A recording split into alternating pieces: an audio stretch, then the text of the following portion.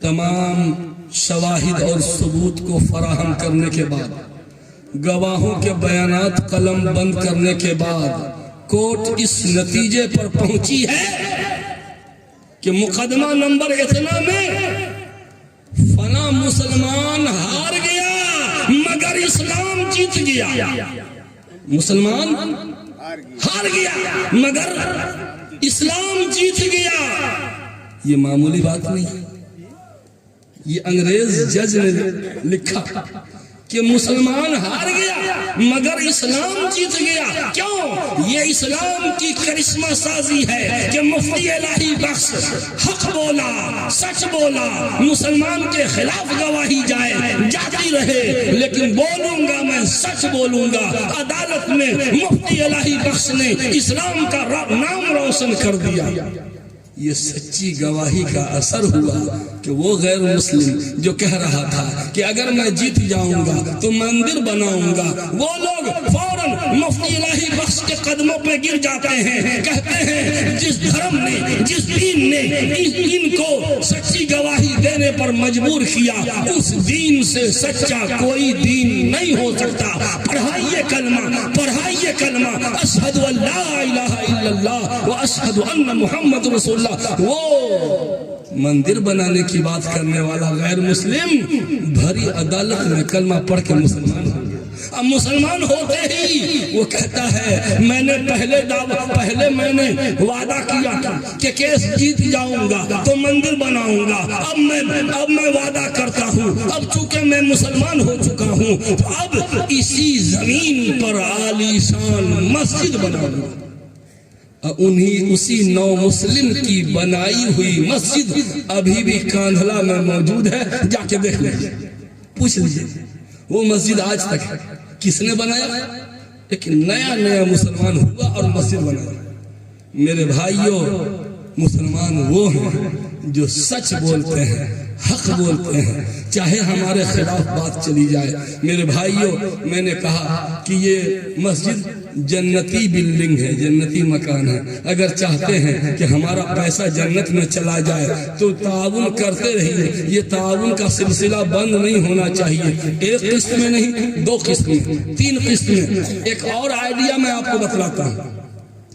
مسجد میں تقریباً ایک وقت میں کتنے آدمی کھڑے ہو کر نماز پڑھ سکتے ہیں؟ پورے بھر کے 500 آدمی، مثال کے طور پر 500 آدمی ایک وقت میں، کل بجٹ 300، ہم 500 مان کے چلتے ہیں۔ مسجد کا کل کاسٹ جو بتلایا ہے فنیشنگ کے ساتھ 11 لاکھ کا، 11 لاکھ۔ اس 11 لاکھ کو ہم 500 پہ تقسیم کرتے ہیں تو ایک نمازی کی جگہ 2200 روپے، ایک نمازی کی جگہ ڈھلائی کرنے میں، فنیشنگ میں 2200 روپے۔ تو کیا ایک نمازی کی جگہ ڈھلائی کرنے کی صلاحیت کسی کو نہیں ہے؟ ایک بار میں نہیں، 2 بار میں دیجیے۔ حضرت کا اعلان کر دیا صدر اجلاس کا تو اب یہ لوگ ٹھنڈے پڑ گئے۔ ہاں، یہ آخری میں اعلان کرنا چاہیے۔ یہ لوگ کہیں گے کہ اب کیا، اب تو جو گھٹے گا وہ دے ہی دیں گے، اب ہم کو دینے کی ضرور، ارے وہ دیں گے تو ان کو ثواب ملے گا، وہ جنت میں جائیں گے، اور آپ کو بھی تو جنت میں جانا ہے نا، تو آپ اپنا ویوستھا کیجئے۔ انہوں نے تو اپنا انتظام کر لیا، لیکن آپ کے جوش میں کمی نہیں آنی چاہیے، آپ کے ولولے میں کمی نہیں آنی چاہیے۔ میرے بھائیوں،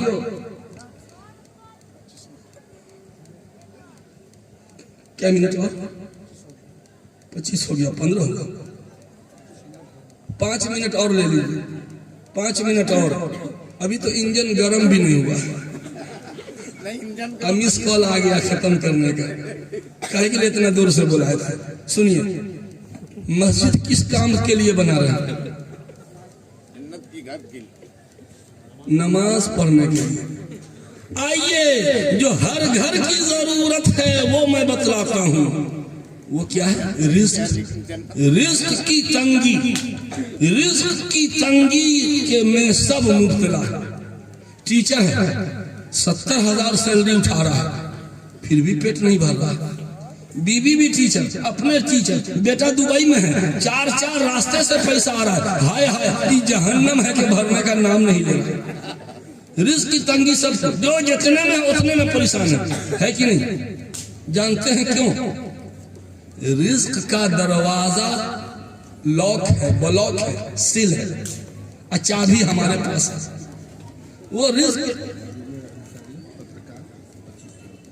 جناب زبیر انصاری صاحب جو نامہ نگار ہیں، پترکار ہیں، انہوں نے 2500 روپے دیے ہیں، ایک مسلح بھر جگہ انہوں نے اپنے نام کر لیا۔ اللہ تعالیٰ ان کے دینے کو قبول فرمائے، اور بھی اپنے دوست احباب سے بھی لا کر کے دیا کیجئے۔ رزق میں تنگی کیوں ہے؟ پہلے ایک آدمی کما کے ساری بیٹیوں کی شادی کیا، بیٹا کی شادی کیا، گھر بنایا، زمین خریدا، ایک آدمی کی کمائی میں اتنی برکت تھی، لیکن آج 4 آدمی مل کے کما رہا ہے، کھانے والا 4 آدمی اور کمانے والا بھی 4 آدمی، جتنا کھانے والا اتنا کمانے والا بھی، پھر بھی برکت نہیں۔ وجہ کیا ہے؟ رزق کا دروازہ لاک ہے، برکت بند ہے۔ آئیے رزق کا مین گیٹ نمبر 1 12 گیٹ ہے، 12 گیٹ کھلوانے میں لمبا ٹائم لگے گا، 5 منٹ میں جتنا گیٹ کھلے گا بس ہو گیا، ساری بات بتانے کا ٹھیکہ نہیں لیا میں نے۔ رزق کا مین گیٹ وَأْمُرْ أَهْلَكَ بِالصَّلَاةِ وَاسْتَبِرْ عَلَيْهَا، اپنے اہل و عیال کو نماز کا حکم کرو اور خود بھی پابندی کرو۔ یہ نماز کی پابندی رزق کا مین گیٹ ہے۔ اگر آپ کے رزق میں تنگی ہے، سمجھ جائیے نماز میں ڈنڈی مارنا۔ اگر یقین نہ آئے، آئیے ہاتھ ملائیے، ہم ہاتھ ملا لیجیے، 40 دن کے لیے ایگریمنٹ کر لیجیے کہ 40 دن میں ہم نماز نہیں چھوڑیں گے، کچھ ہو جائے نماز نہیں چھوڑیں گے۔ 41واں دن آئے گا کہ نماز کہے گی کہ اے شکیل تو کیا ہم کو نہیں چھوڑے گا، اب تو ہم ہی تم کو نہیں چھوڑیں گے، ہم نماز پکڑ لیں گے، نماز ہم کو پکڑ لے گی۔ نماز کی پابندی کر کے دیکھ لیجئے، انشاءاللہ رزق میں برکت آ جائے گا۔ اگر نماز رزق میں بے برکتی ہے تو فوراً دیکھیے، انکوائری کیجئے، نماز میں کوتاہی ہو رہی ہے۔ ابھی سب لوگ پہلے نماز پڑھیں گے تب کھانا کھائیں گے، نماز پڑھے بغیر کوئی نہیں جائے گا، بول دے رہا ہوں۔ تو نماز کی پابندی سے رزق میں برکت ایک ہو گیا۔ دوسرا گیٹ جلدی خاص کر فجر کی نماز، خاص کر فجر کی نماز جو ہے، حضرت فاطمہ رضی اللہ عنہا کو اللہ کے رسول جگاتے ہیں، کہتے ہیں یا بنیۃ قومی واشہدی رزق ربک ولا تکونی من الغافلین فإن اللہ یقسم ارزاق الناس ما بین طلوع الفجر الی طلوع الشمس۔ اے میری بیٹی فاطمہ، میری بیٹی فاطمہ، اٹھو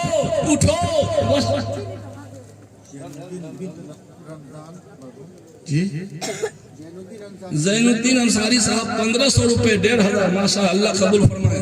حضرت فاطمہ کو کہتے ہیں، ایک بار اعلان ہو جائے گا، ہم کو بولنے دیجئے۔ حضرت فاطمہ کو کہتے ہیں یا بنیۃ قومی، او میری پیاری بیٹی فاطمہ، اٹھو واشہدی رزق ربک، اپنے رب کے تقسیم رزق میں شرکت کرو، ولا تکونی من الغافلین، اور غفلت کرنے والی نہ بنو، فإن اللہ یقسم ارزاق الناس ما بین طلوع الفجر الی طلوع الشمس۔ اس لیے کہ اللہ تعالیٰ طلوع صبح صادق سے لے کر طلوع آفتاب تک یہ 1.25 گھنٹہ کا جو ٹائم ہے نا فجر کا، اس وقت میں روزی بانٹتا ہے۔ رزق کے بٹوارے کے ٹائم سوئے رہتے ہیں پوری آبادی۔ فجر کی نماز میں کتنے لوگ رہتے ہیں بتائیے تو مسجد میں؟ جب روزی کا بٹوارا ہوگا تو آپ سوئے رہیے گا۔ یہ کوئی دنیا والا ڈیلر تھوڑے ہے کہ گھر کا ایک آدمی فنگر دے دیا اور سب کا راشن اٹھا لیا۔ ہر بالغ کو فنگر دینا ہوگا۔ یہ تقسیم رزق کا وقت ہے۔ بابوان کی پوری آبادی میں کتنے لوگ فجر کی نماز میں ہوتے ہیں؟ جو فجر کی نماز کی پابندی کر لے گا، قسم رب ذوالجلال کی، اس کے رزق میں برکت رحمت برکت اتنی ملے گی کہ آپ خود دنگ رہ جائیں گے۔ آج وعدہ کیجئے کہ انشاءاللہ نماز کسی قیمت پہ نہیں چھوڑیں گے۔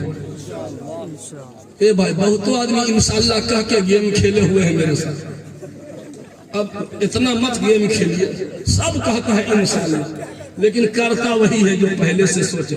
یہ صحیح ہے مولانا، یہ بات تو صحیح ہے۔ فجر کی نماز کا جو ٹائم ہے نا، یہ روزی کے بٹوارے کا ٹائم ہے، اور اس بٹوارے کے ٹائم میں ہم سوئے رہتے ہیں، تو کہاں سے برکت آئے گی؟ حاجی صاحب کہیں گے نا ہم تو نماز پڑھتے ہیں، جانتے ہیں حاجی صاحب آپ اٹھ کے نماز پڑھتے ہیں، چپے سے وضو کرتے ہیں، دھیرے سے دروازہ بند کرتے ہیں تاکہ بیٹا کی نیند نہ خراب ہو جائے، تاکہ بہو کی نیند نہ خراب ہو جائے، تاکہ بیٹی داماد کی نیند نہ خراب ہو جائے، تاکہ اپنی بڑھیا کی نیند نہ خراب ہو جائے۔ چپکے سے حاجی صاحب نماز پڑھنے چلے جاتے ہیں، بیٹا سویا ہوا، بہو سوئی ہوئی، بیٹا پوتو سویا ہوا، بیوی سوئی ہوئی۔ اوہ، اکیلے نماز پڑھیے گا تو آپ کو آپ کی برکت ملے، تو ایک آدمی کی برکت سے سب کا کام چلے گا۔ ہر بالغ کو جگائیے، بلکہ جس کی عمر 10 سال ہو گئی اس کو جگائیے کہ اٹھو نماز پڑھو۔ اللہ کے رسول اپنی بیٹی فاطمہ کو جگاتے ہیں کہ نماز پڑھو بیٹی، اٹھو اٹھو۔ میرے بھائیوں، آج ہاتھ ملا لیجیے۔ میں سمجھتا ہوں کہ اگر صرف ایک اس بات پہ عمل ہو گیا تو آج کا یہ جلسہ پوری دنیا کا سب سے کامیاب جلسہ ہوگا۔ نماز کی پابندی کریں گے انشاءاللہ۔ وقت ہی نہیں، ابھی تو پہلا گیٹ ہے، 11 گیٹ ابھی باقی ہے۔ رزق کا گیٹ نمبر 2، بر الوالدین۔